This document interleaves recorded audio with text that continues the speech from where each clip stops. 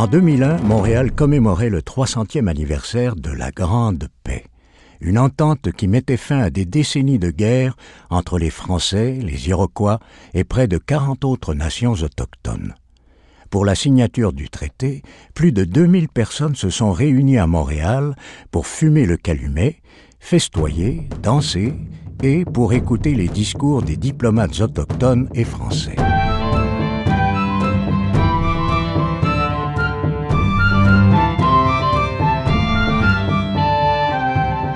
La pratique de la diplomatie chez les Européens du XVIIIe siècle était façonnée par des traditions sociales et politiques très éloignées de celles des nations autochtones.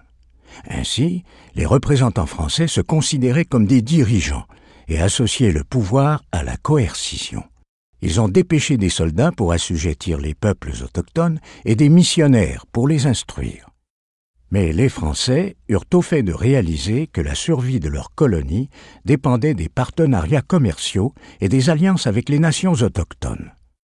Cela impliquait un processus créatif d'accommodement et d'échange culturel réunissant deux univers, européens et autochtones, sur une sorte de terrain d'entente.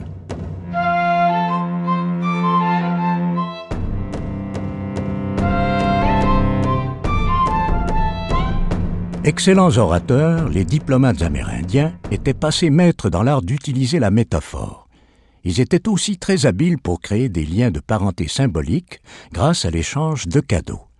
En présentant une pipe, ou calumet de paix, un diplomate pouvait marcher sans crainte parmi les ennemis, et lorsque les négociations étaient fructueuses, une grande cérémonie du calumet ratifiait la paix. Enfin, des ceintures de wampum étaient échangées pour confirmer et conserver les paroles prononcées lors des rencontres importantes.